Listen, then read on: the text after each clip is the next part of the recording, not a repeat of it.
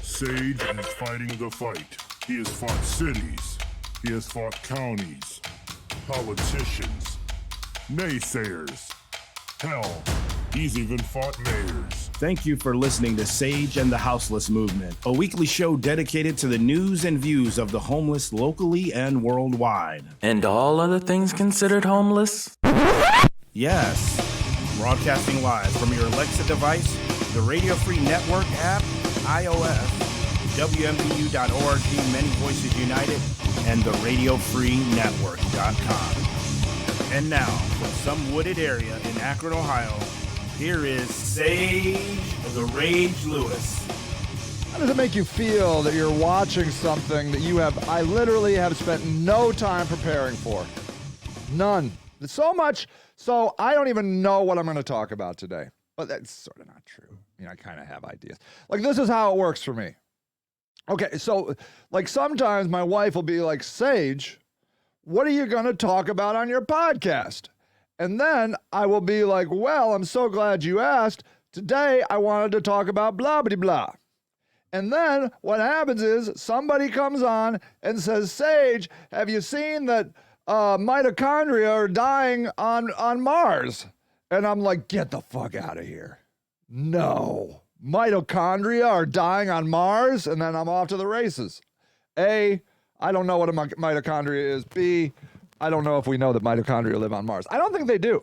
That would classify as life. Life.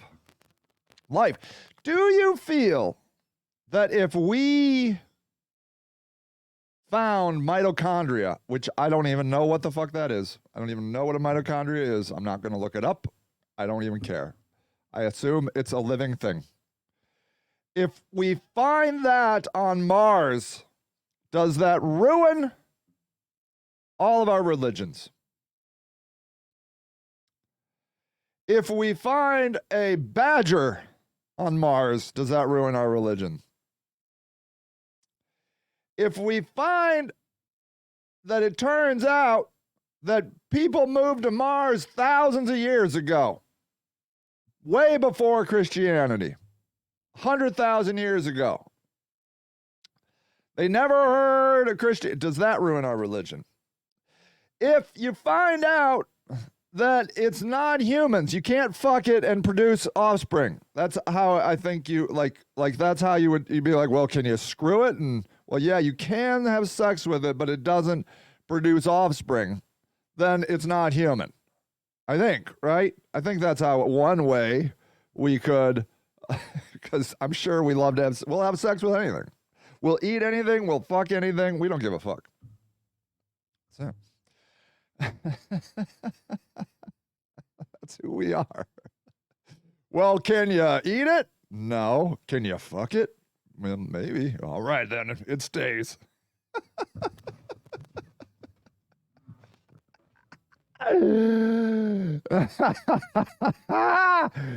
So, okay.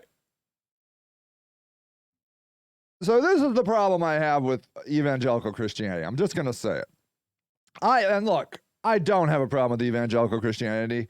One of my dear friends is an evangelical, and she's the most sweet, loving person I've probably ever met in my entire life. I don't have any problem with evangelicals. I don't. You got to believe that. But because they said that the Bible is the inerrant word of God, I got to have fun with that. I mean, don't you? You're like, you said it. You threw it down on the table. You said the Bible is the inerrant word of God. And so I'm like, well, then let's play. Okay.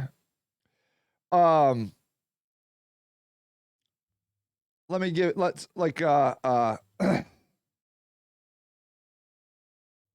are the two stories of Jesus's birth? Okay. So the reason I'm thinking about this is because I think I'm going to go out and do my Christmas Eve homeless thing. So I think about Jesus's birth, right? And there are only two Gospels that talk about it. Luke and Matthew. Okay? Now, I'm no evangelical, so maybe they already got an answer for this, but I just want to know. Okay.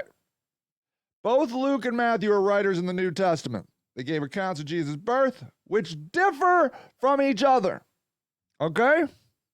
So if the Bible is the inerrant Word of God, how the heck do you have two stories? What's up, my friend Luke Linden? This is one of your favorite topics, isn't it? Probably.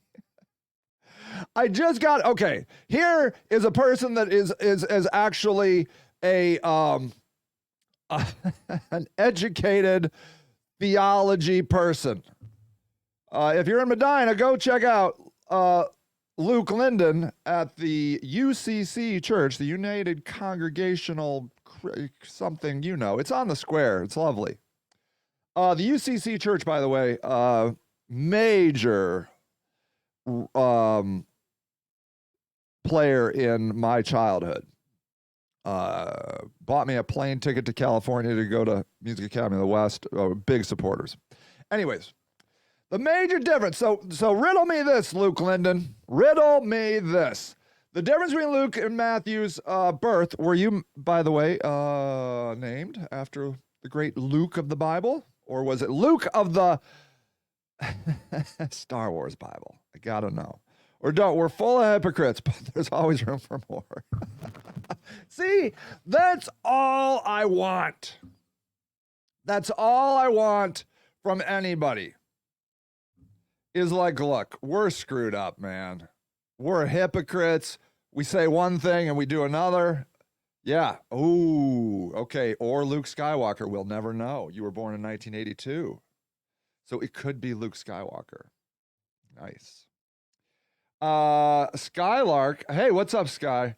Also, two creation flood stories, along with lots of other pairs of discordant histories. Those of us who think can identify this, the northern southern tribes writing separately. See, now here's another very smart person. Skylark. Love that name. I love any name with the word sky in it. It's good. So anyways, in case you don't know, like, I think about this because I'm going to go freeze my butt off outside on Christmas Eve, and in solidarity with homeless pregnant women. Okay? Now, as visitors, Luke's account shows shepherds, see? And Matthew's account show wise men. Okay? Now, could it be that Luke just, decided not to bring up the wise men and Matthew didn't want to bring out the shepherds? Maybe. Luke's narrative has 24 chapters and represents Jesus as a kind, compassionate man who is concerned about women and the poor. I like that. Luke constantly illustrated Jesus as a man by giving him human traits and emotions. Like Jesus is for Christmas. Luke's Jesus is for Christmas. Okay. Matthew's gospel is the longest, with 28 chapters. It is the first book of the New Testament. Matthew chose Jesus as the Messiah of the Jewish people. The Jewish people, tell you. Matthew was writing for Jews. Matthew quotes from Old Testament a lot and sends messages to have faith in the Old Testament. No. Here we go. Habitat. Luke. In this narrative, Jesus and Mary lived in Nazareth and went to Bethlehem. Matthew. In this narrative, Joseph and Mary had always been living in Bethlehem. Birth news. Here, Luke. The news of the birth of Jesus was given to Mary by an angel named Gabriel. Matthew. Here, Joseph got the news of Jesus' birth from an unnamed angel in his dreams. Okay, wait. Mary got the news with Luke, Gabriel. I mean, if it could have been that Joseph just didn't know it was Gabriel, but it's still, he got the news. Timeline. According to Luke's account, Jesus was born after King Herod's death, which is certainly trackable in history. According to Matthew's account, Jesus was born during the rule of King Herod. No. Location. Jesus was born in a stable. Jesus was born in a house. Visitors, shepherds, magi, and wise men. Circumcision. What? Didn't know about this. Luke's narrative, the child was circumcised. The other one, no mention of that. It's a private matter. Don't even worry about it. Journey 2. Here, Joseph, Mary, and Jesus left Bethlehem and went to Jerusalem. Joseph and Mary left Bethlehem with Jesus and went to Egypt. Okay, now look. Look. You're the one that brought it up, evangelicals. You threw down the gauntlet and said, it is the inerrant word of God. Okay? I didn't bring it up. I didn't say it. But I sure am going to have fun with it. Because this is what I do for fun. Think about bullcrap like this. Okay? Look. I just think, okay, and this is strictly as a businessman. I'm going to give you some business marketing advice, you evangelicals. If you don't want retards and dumbasses to be the only people in your church, you're going to have to retool this message.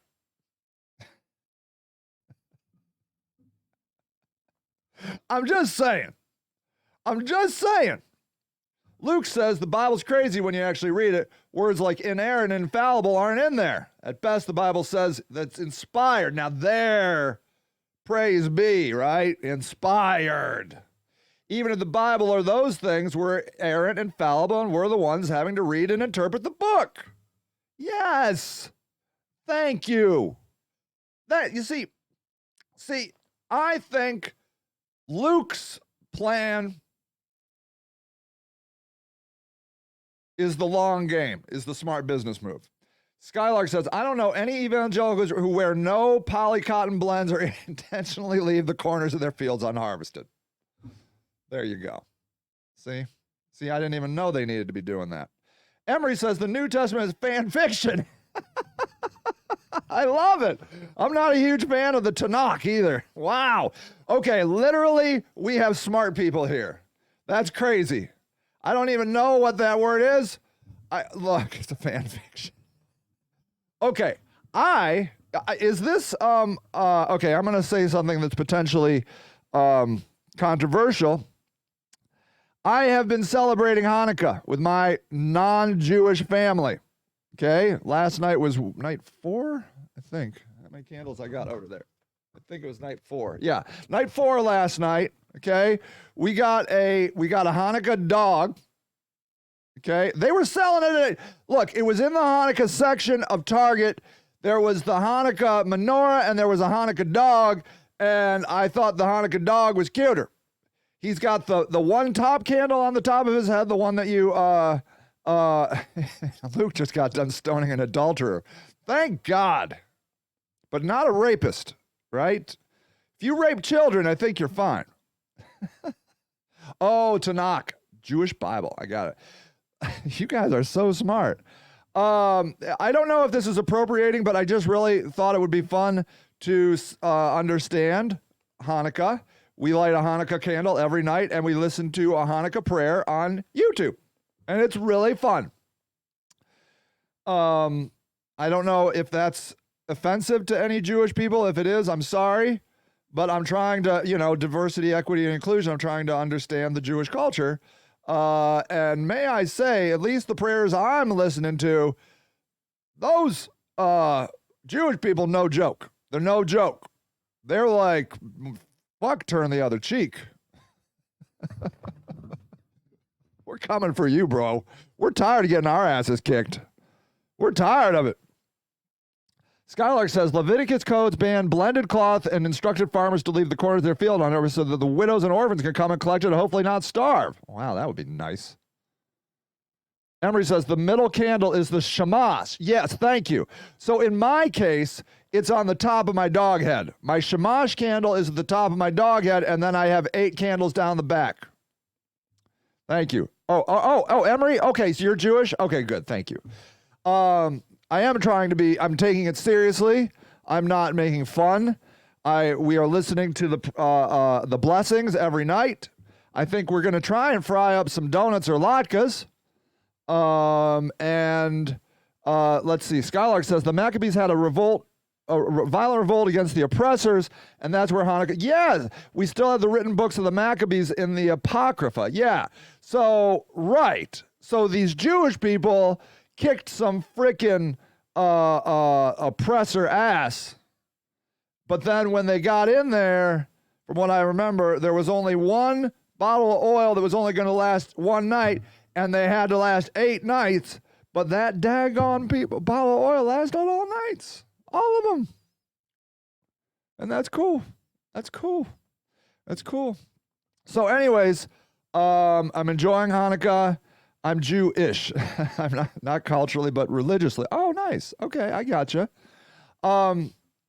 Look. Religion is a tool okay, this is what I think. Religion is a tool to make sense of this incredibly screwed up world. Don't you think? You're like, okay, have you seen what's going on around here? Can you make sense of it? Because I can't make heads or tails of what's going on. And then the spiritual advisors step in and they're like, yo, bro, peace and love, baby. Well, according to what I read in the Jews, they're like, an eye for an eye, sucker. You take my eye, we're going to be talking. And may I say, that was the Muslim Brotherhood of Malcolm X and all those guys too. They were like, look, I'm not going to come and kill your ass, but if you come for me, we're going to go. Okay? So this is a very human trait.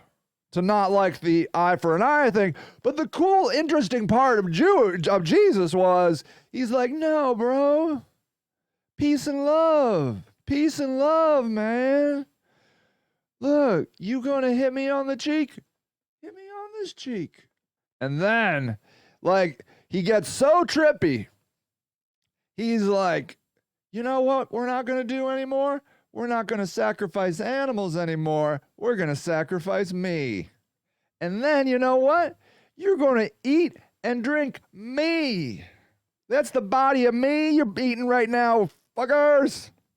And everybody was like, oh my God, man, I'm so high right now. I'm so high. I am so, that acacia bush really got me good this time. Emery, if it's still on Netflix, there's a super cute cartoon, Hanukkah with Bubble. Oh, and we watch it a lot over the years. That explains the whole holiday well. Oh, okay, I'll look that up. Hanukkah with Bubble. With Bubba. Bubba? Boobay? I don't know how you say that, but that's cute. I will look it up. So look, I'm fine with evangelicals. I'm fine with it all. These are tools. I believe all roads lead to God. Okay? I don't know how it could not. None of this, okay. The question is, did we need an intelligent designer to build this thing? Oh, Bubby. Oh, I see. Oh, that's cute. Bubby. Okay, see, I did not know my Yiddish. Thank you. So one of the interesting things about this universe, for example, is its perfect weight. It is so perfectly weighted. If it was too heavy, all of or there would have been the Big Bang and everything would have come back and imploded in on itself. If it was too light, everything would have just Big Banged and just spread out and would not have been able to clump and make little planets and stars and all the cool stuff we have in our. So then you're like, wow. So are you saying the weight of our universe is perfectly balanced? And I would say, yes, it is. And it's very, very flat. It's really weird how flat our universe is. Whoa, that's so crazy. That must be intelligent design until you're like, oh, small thinker. Oh, small thinker. May I introduce you to the multiverse? Because you think the universe is so big when really it's just a speck within an ocean of universes. It's a bubble. It's less than a drop of water in the entire ocean of infinite universes. So of course we have a perfectly weighted universe because there's infinite universes. So,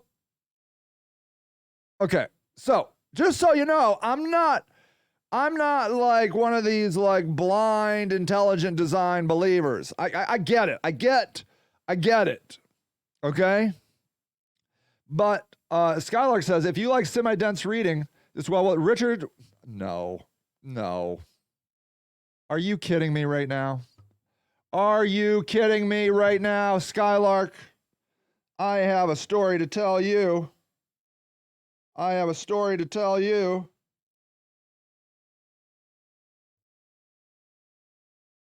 I'm reading it right now. Wait, darn it. Hold on. I'm reading the Universal Christ right now. Almost got him kicked out of the Roman Catholic Church. Now, that guy, anyways, trust me. I read a little bit. I love it so much. I only read like a paragraph or two every morning, and then I digest it. I love it so much. I love the Universal Christ. I did not know that it almost got him. Richard Rohr likes to say that he is on the outside of the inside. You should read some of the comments on Richard Rohr's YouTube videos. Oh, do you guys want to hear you want to hear a Richard Rohr?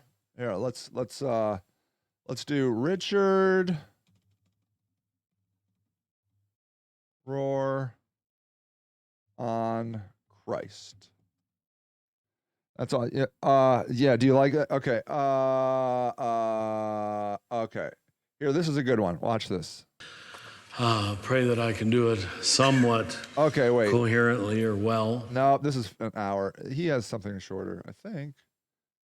Full video. Okay, I can't do it. Okay, let's try this one. The coins of the United States of America. On one side of every one of them, it says, proudly, piously, in God we trust. Then if you turn it over, and of course it's in Latin, and most of you didn't have to learn Latin, but I did. It says, e pluribus unum. Out of many, e pluribus, one. Now, our religious way of describing that one, that unum, if we want a shortcut word for it, is Christ.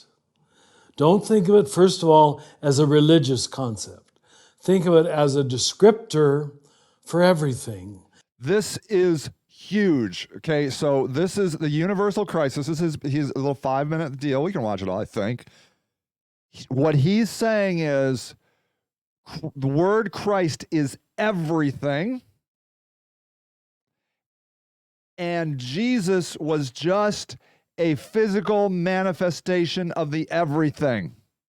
I think. Everything, at least, that we can see. Everything. Every visible moment of this creation is a manifestation of the eternal Christ that existed since the beginning of. Everything we can see is a manifestation of the eternal Christ, which is eternal. Not just when Jesus came down. Time. Jesus has only existed within the last 2,000 years. And this is how you can safely get around conscious beings living on other planets. The Universal Christ is everywhere. You don't have to you don't have to swear a holy oath to a man named Jesus. You don't have to do anything. It's everywhere. That leaves 13.6 billion years there it is. uninhabited by 13.6 billion years. by God. By a God. If you think See, he's talking to the evangelicals right now. that God only entered the universe, as some Christians seem to do, with the birth of Jesus. That's it. What they're saying is there was no God. Ask an evangelical if Moses went to heaven and watch him squirm. The Christ preceded Jesus by 13 billion years. Now, I hope you see the implications of that. This creates a basis for what I'd call a natural religion and a universal religion. That this isn't tribal anymore. He is trying to blow this up. This is not tribal anymore. This guy is LSD with words. This guy is the biggest mind trip of your life if you take this into your soul. This isn't ethnic. This isn't bound to one historical story that happened in Israel. I'm not throwing out Jesus because I think he brings the universal message to an individual. And may I say, he does believe in that Jesus is risen. He really believes it. He believes it. I believe he believes it.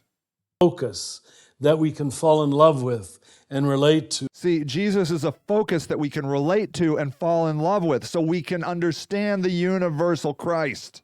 And love. And we need that. So what we've got when we make the act of faith that we believe in Jesus Christ, we're actually making two acts of faith. To believe in Jesus is the personal, relational, devotional, fall in love level with God. Christ is the universal, all-inclusive, no exceptions, of everything that exists. That's a good combination if you can hold them in creative balance. And that's what I hope to do in the book. Oh, you do, my friend, you do. You'll have to decide if we succeed at that. I love you, Richard. But in many ways, even more than the Divine Dance, although this is a sequel in effect. I guess I got to go find the Divine Dance. To the Divine Dance. For many people, I think this will be a game changer. Yes. Because they can no longer put Jesus back into a box that is merely tribal, sentimental. And that's what we have to realize that we're doing with any of these religions. I'm sorry, evangelicals do it the worst or the most extreme, tribalizing God, tribalizing everything.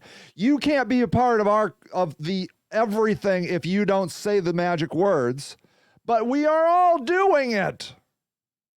We're all saying, oh, well, we must, if the only way we can believe in God is to believe in Jesus, we are still tribalizing. Jesus as my personal boyfriend, where I have this relationship that doesn't include everything and everybody else. If you don't include everything and everybody else, you are not understanding God. So when I titled the book, although we argued about it for over a year with the publishers, we call it Another Name for Everything, separating every and thing. Almost to help people make the point that we're talking about physicality, materiality, that this physical universe is the first incarnation, the first manifestation, or as the early Franciscans said, my own community, the first Bible. I know that's shocking to those of us who think the Bible was just written 2,000 or 3,000 years ago, and it only started being printed 500 years ago. But you see how that leaves us in such a small arena where God has not been available to most of what God created. Most civilizations, most races, most eras could not have known God. And that's what these people that are witnessing, like Mormons and evangelicals, are saying. You can't be part of God if you don't believe what we believe. Okay? And that is the great shameful lie. God. All I'm saying is that can't be true. That can't. It's impossible. What God has been involved with since the beginning of time is giving away God, making the God self available, not hiding God. And so do you see how my talk about the multiverse fits into this? Like, yeah, what if God has made infinite universes and this one is beautiful for the life of humans? But what if his other universes are beautiful for some other consciousness or entity that we can't even possibly understand? And so I'm sorry for saying him.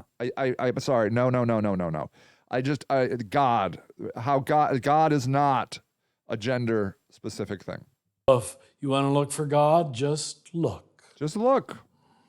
And what you see is already a manifestation. And there it is. So what I highly recommend, if you're down with this, kind of exploring this idea, the Universal Christ book, wonderful, wonderful, wonderful. Emery says Jesus and John Wayne book is good. Okay, I'll look that up.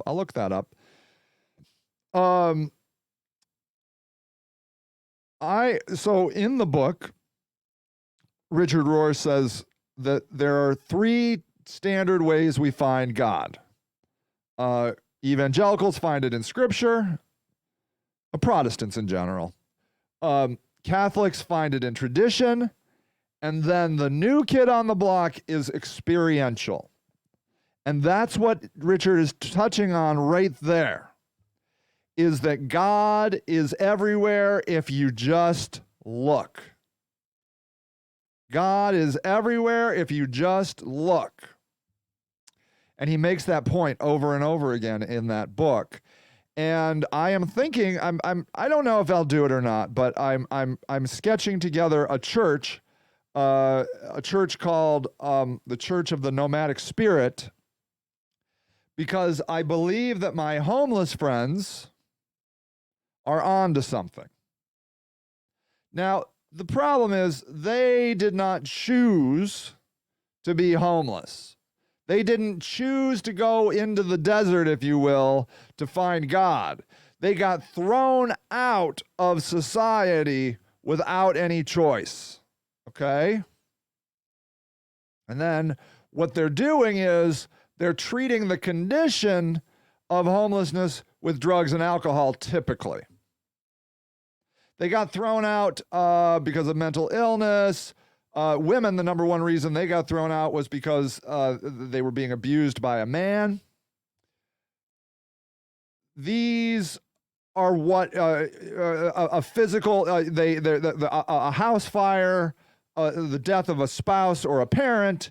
These are the reasons that get you get thrown out of society. And so then to cover up the pain, the physical and mental pain of it all, they tend to do more drugs and alcohol to self-medicate. Emery says, when I first came into a 12-step program, someone told me, if you don't like the God you were raised with, find a new one. That is so it. Beautifully said, Emery. So what I believe is everything is God. Find the God that resonates with you. Okay? Which gets you in kind of a sticky wicket, because there are vengeful gods. 3 years later, right on. There are angry gods. There are gods of destruction. And so I'm sorry to say that if we're going to believe this universal God story, that everything is God, then everything includes destruction. I don't know how you get out of it. I don't know how, and just read that Old Testament. You're stoning adulterers, right? That's not turning the other cheek. That's killing somebody with a rock. Holy crap. Holy crap. So I haven't really wrestled with that, but that's not my game. My game is justice and equality. Okay? Now, if you've known me, you know I get a little loud and ornery, and sometimes I'm afraid for my actual physical health because I get so angry.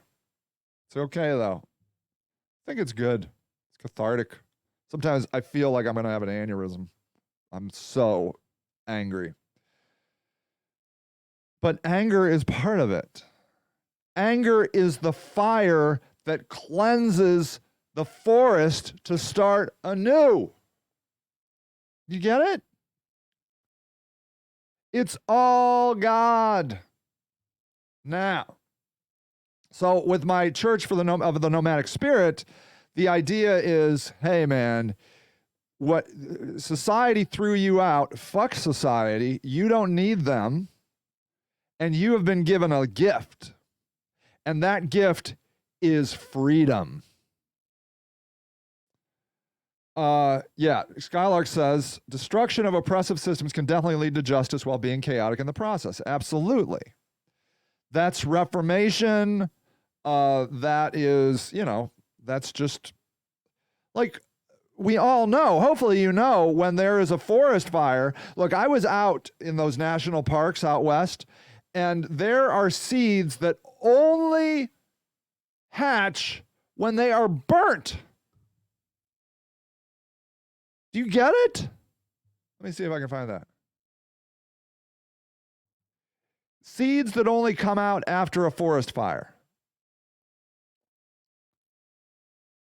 Okay. What grows first? So, here, let's look.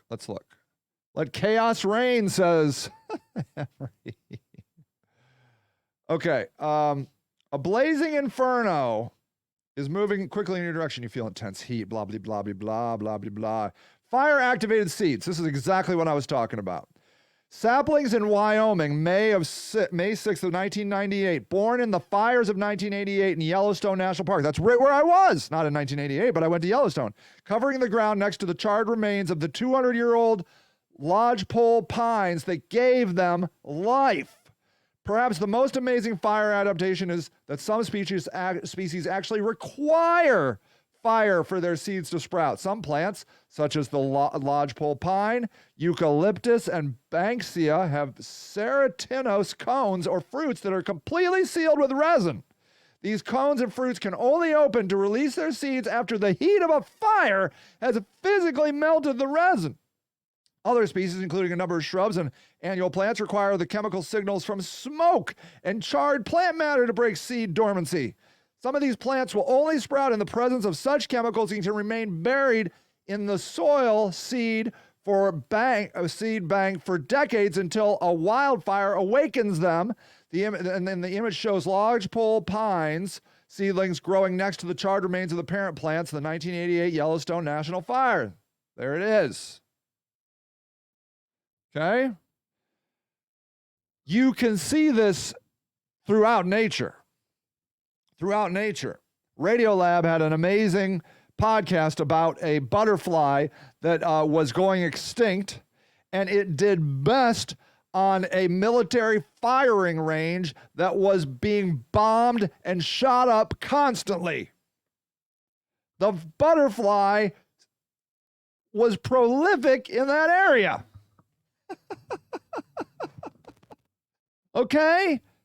So, look, I'm not here to say go on a rampage. In fact, I don't recommend it. The reason I don't recommend it is because I believe that's exactly what the government wants. Every time there is a terrorist attack or something bad happens, we lose more rights. If we were to have, at this day and age, a civil war uprising, like a real one, I believe we would go into a military state. Oh, did you hear that one, Skylark? Isn't that amazing? You are so attuned to stuff, Skylark. Amazing. I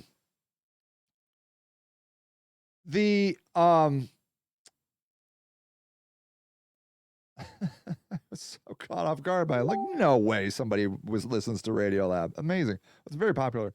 Okay, what I was saying is I do not believe that the path forward is through armed rebellion. Because A, you're going to get locked down. You're going to lose all your guns, all your freedom of speech. They're going to just take it all away. Okay? We just read the same stuff. That must be what it is. And secondly, you don't know who's going to get in there. You don't know who's going to get in there. Could be worse. I think we saw that in the Arab Spring. like over in Egypt, right? I mean, they got a more controlling person. I believe the answer is democracy. I am going, I woke up this morning with a new pact to try to be more positive, move forward towards things as a move to just picking on Dan Horgan. And he deserves to be picked on, and when the time is right, I will pick on him. I love it. It's too much fun. And he fired the first shot.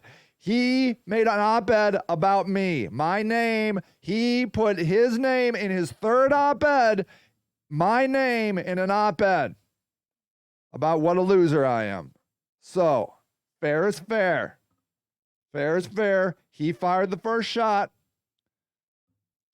I'm not done with Dan Horgan until Dan Horgan is thrown out of office, and preferably seen as the worst mayor in the history of Akron. May he never, ever get a job in politics ever again.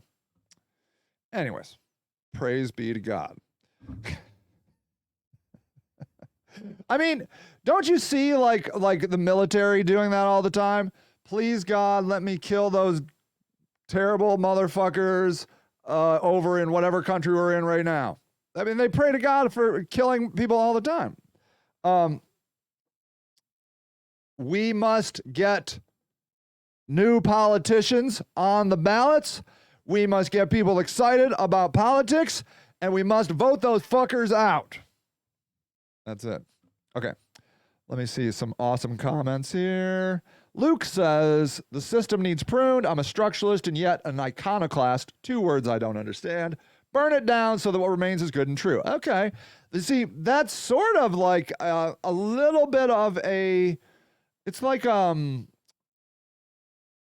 more advanced form of anarchy. It's like have momentary anarchy so it can come back. I'm a reformer. I like just dealing with the crap that we have. Luke says, love Radiolab. My first sermon here at Medina was on Radiolab episode about the boot pond and the snow geese. I don't even know that one. I gotta go look at it. You should all go to Luke's UCC church. Luke is amazing. He's in Medina. It's fair game for, Scholar says, it's fair game for anyone to evaluate their public officials' op-eds or not. Thank you. I believe that every politician should be closely examined and highly suspect. Luke says, in the Irresistible Revolution, Shane Claiborne says, Jesus is for losers. I love it. I got to go check that out.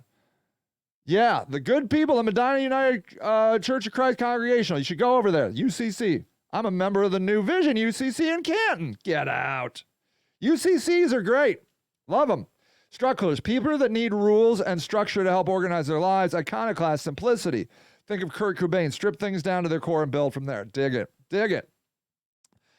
Okay, structuralists. Do I believe? I don't think much about it. I am definitely, the older I get, more libertarian. Leave me the hell alone. Stay out of my personal life. If I'm not bothering you, leave me alone. If I want to shoot up fentanyl that I get from a crappy drug dealer, fine. Leave me alone. Oh, wow. So Luke knows the UCC in Canton. Anissa Glazer Bacon is a rock star. Love the witness of the good folks here at the NVUCC. So, look, if I was going to go to a church, I would probably go to a Universalist church or a UCC church. I don't see myself going to a church. That's why I probably will start a church.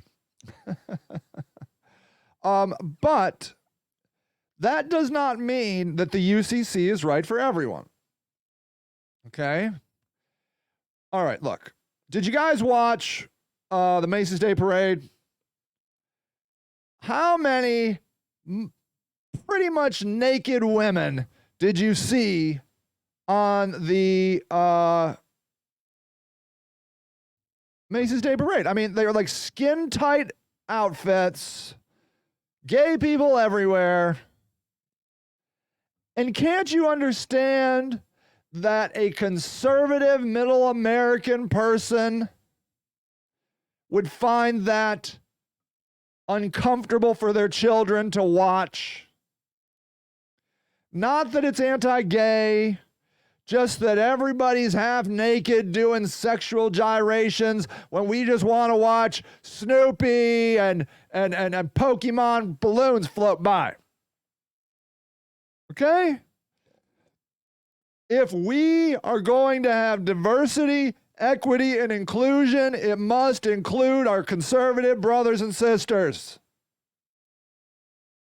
And while I'm on it, let me say this about mandates on COVID vaccines.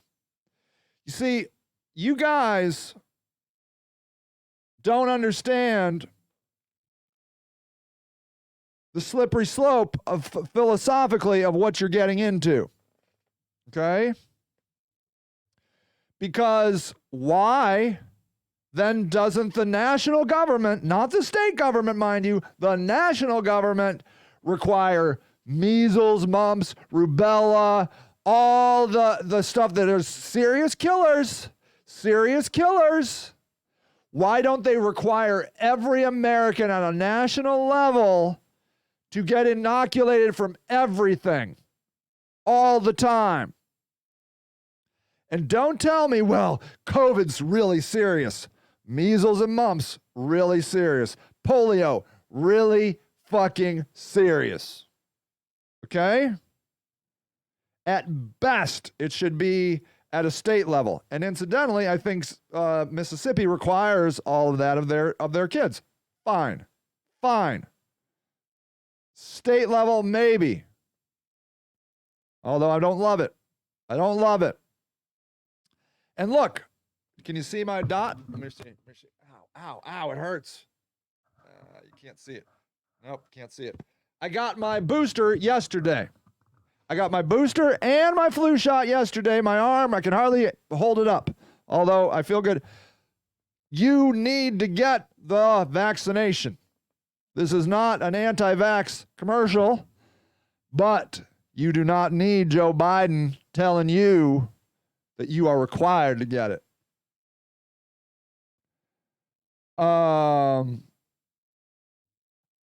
Okay, hold on.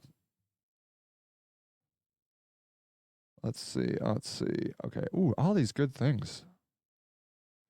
Okay. Emery says, sweet. I feel like you might know my brother. I don't have a relation with him anymore since he was sucked back into the anti-gay movement. But when he lived in Medina, I think he went to your church. Oh, wow. I'd love to know who that is. I was in Medina. I mean, I grew up in Medina. Yet they don't get to run the place. Right. Okay. And Luke, I think, is talking about the conservatives. For sure, the conservatives don't get to eradicate other people and other people's values. Right? For sure. Absolutely. Scholar, I didn't watch and don't typically, but they don't have to watch anything they don't like either. I get it, right? They don't have to watch it. But look, do you know who the halftime shows I think are going to be for the Super Bowl? All these rappers, okay? And I'm sure these rappers are not going to swear, but they come with a lot of non-conservative values, okay?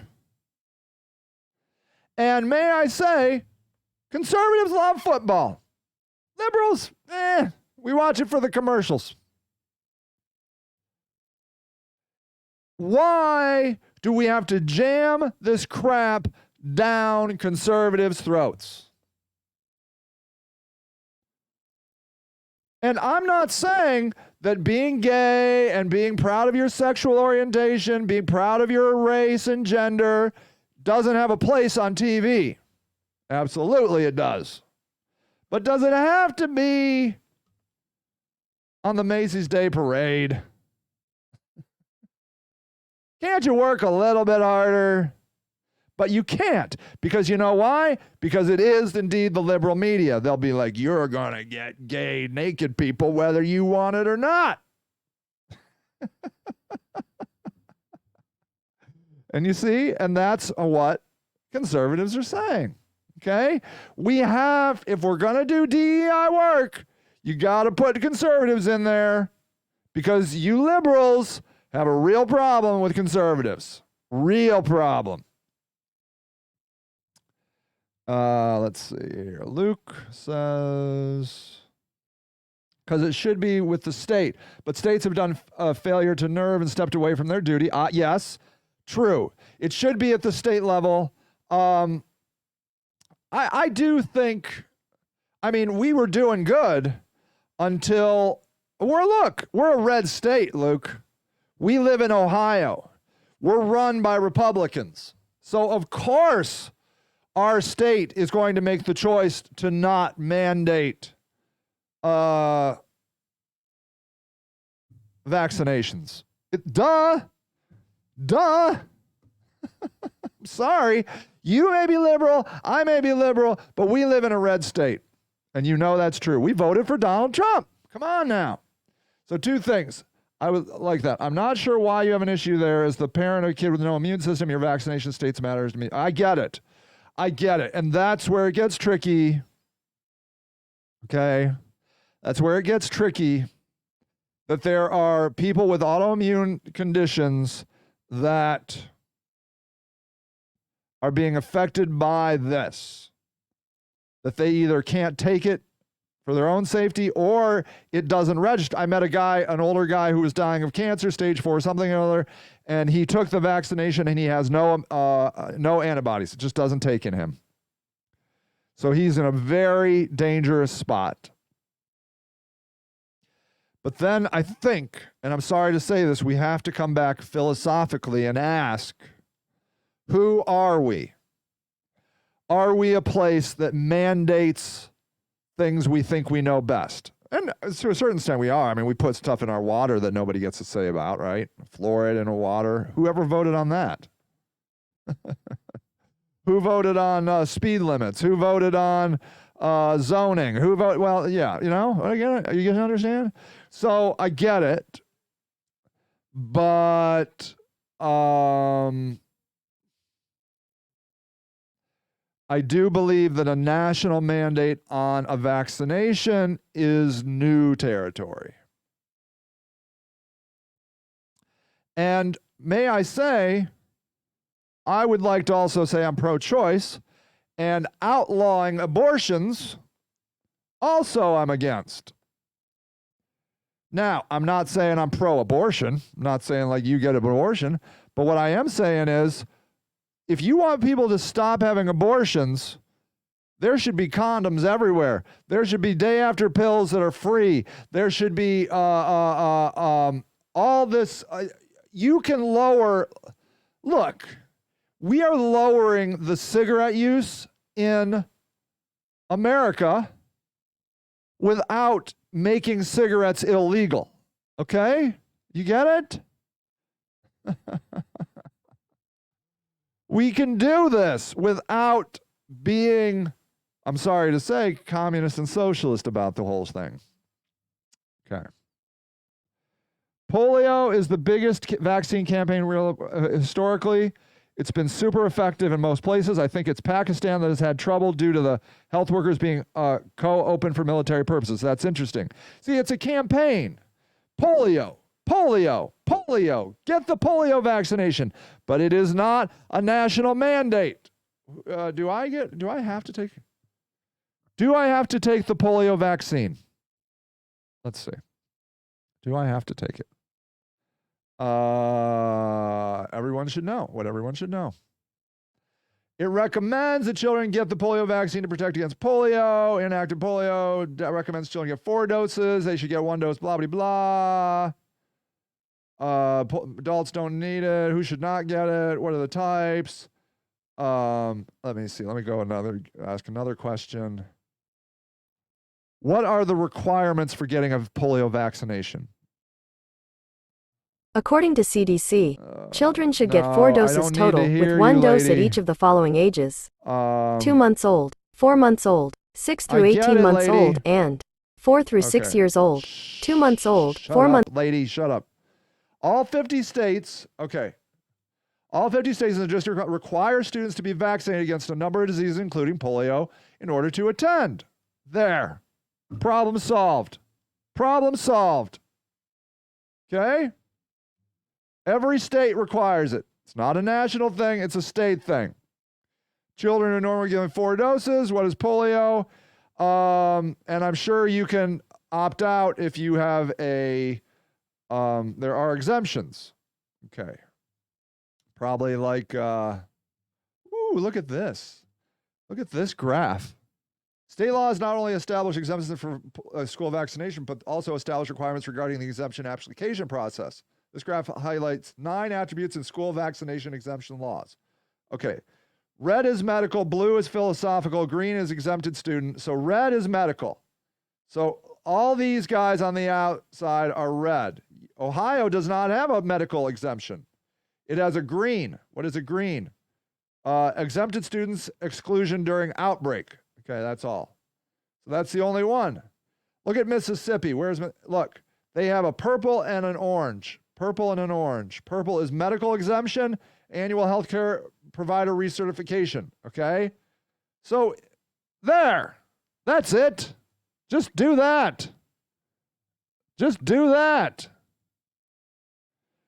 Luke says a failure of nerve. Yep, I got it.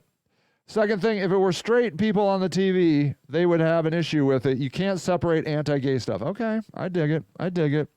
Hey, Ace. I don't think the Macy's Day Parade or a holiday is sacred in any way, but that's iconoclast to me too.